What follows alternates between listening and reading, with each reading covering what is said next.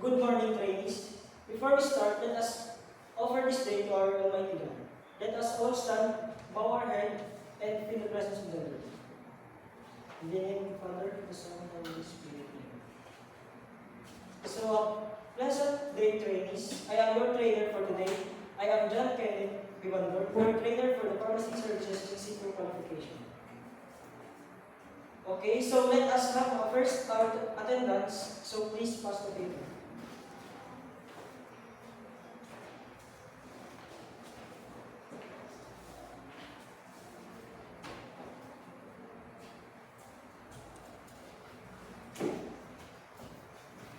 Punctuality in attendance is important.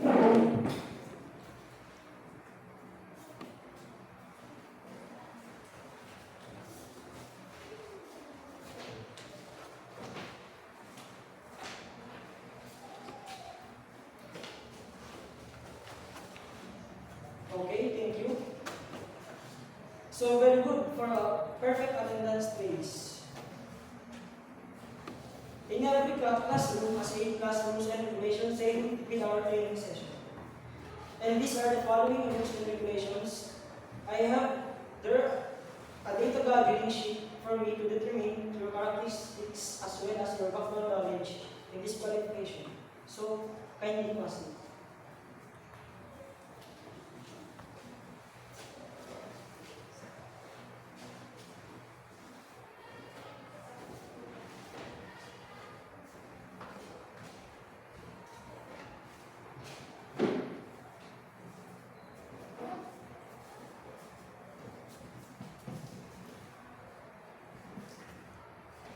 You are given 10 minutes to answer the question.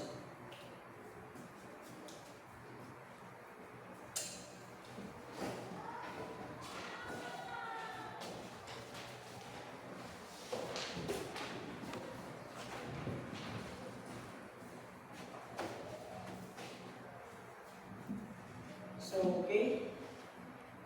Thank you very much, trainees. Another sheet of paper I am holding is the self-assessment checklist for me to determine your current competency in line in this qualification. So please get one across.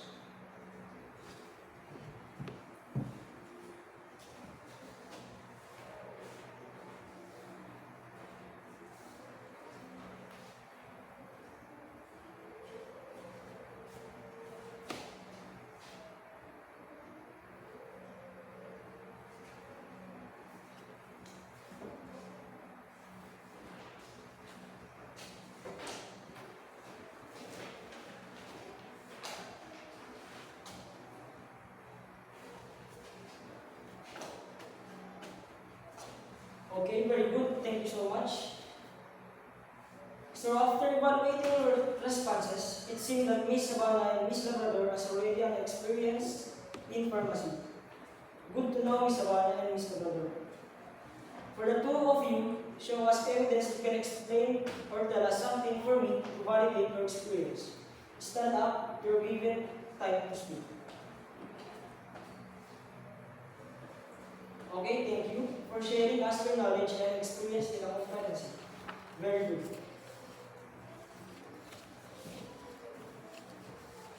So in this junction, let us start the proper orientation in this qualification, pharmacy services in situ. So CBT for pharmacy services, and there is a 7 topic will flash on the screen. So first, the definition. So first is the definition of CBT, the principle of CBT, the role of the trainer, and the role of the trainer, and the CBT process flow. The different competency of pharmacy services in situ, and the C or the competency-based learning material. As you can see in the screen, the definition of CBT, which means as it is a training delivery approach that focuses on the competency development of the learner as a result of the training. Next is the time principle of CBT. You can see in the screen, so this is the CBT process flow, where it is the process we will use in the full training session. This is the process to be followed. The role of the trainer, as my role is in this training session, one of these accept responsibilities along with the student for the test learned or not learned. Next is your role as the trainer. In this training session, the trainees are responsible for what they learn, and when they learn, it delivering competency-based training. So Ms. Balbuena, please serve evidence that you are already achieved a competency in pharmacy services. Thank you. Okay, class dismissed. Please stand. So thank you so much. See you tomorrow. Today is the start of our second day training in qualification on pharmacy services. Before we start, let us time bow our head and feel the presence of the Lord. Father, Son, and Holy Spirit. Okay, please be seated. Before anything else, let's check your attendance. First, please stay present if you are here. Abana, Labrador, Ravinia, Paliega, Sarili. Okay, very good. Complete attendance in this juncture. I will have an evidence to validate your achievements.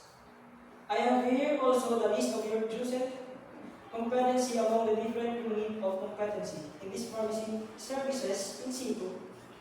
Entity seems that you are all the same competency, what preferred. So today we will talk about pharmacy services. So any suggestion, question, or qualification about the discussion? Thank you. So now I have here a ability matrix that will be our basis in this training. Ms. Labrador, you will assign in contextual learning areas since you need to improve your skills.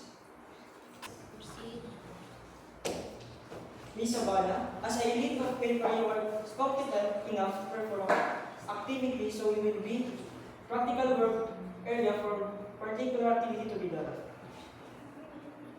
Ms. Paliega, as you are the most ready for any demonstration, you will be in lecture/demo room to accomplish your test.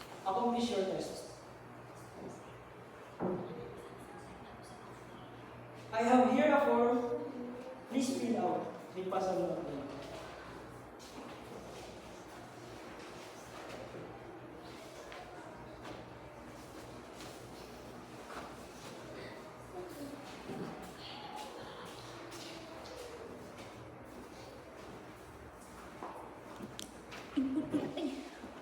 Wala ka rin ano, turog na naman ako. All done on the form. Okay, pass it forward.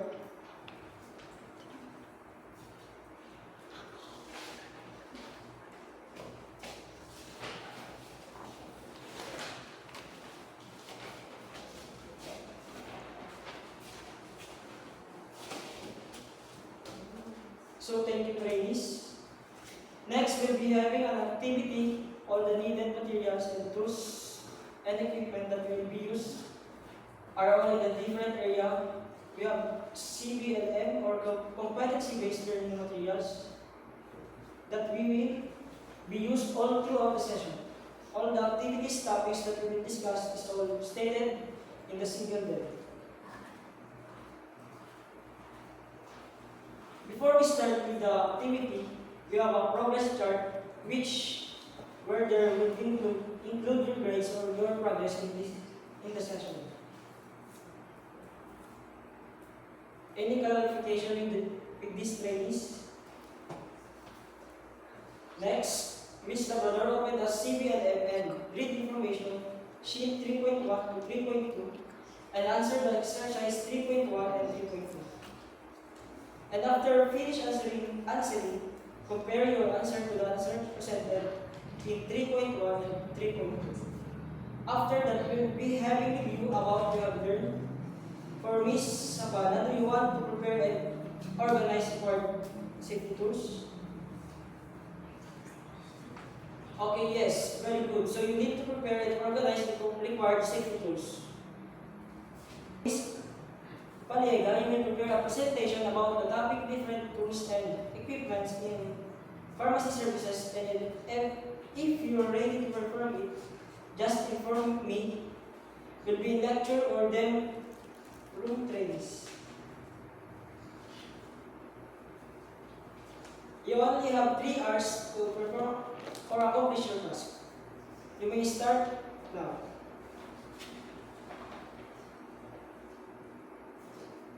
Okay, Miss Paliega, how are you? You have any questions? Miss Abana, are you okay? Yes. Okay, trainees, please be back on your seats now. You pass your assessment or progress upon evaluating your data. Your score, it seems that you are all competent enough in the particular unit of competency we have done today. You have enough competency to achieve. You all passed and you can proceed to the next level of unit of competency. Congratulations and job well done, trainees.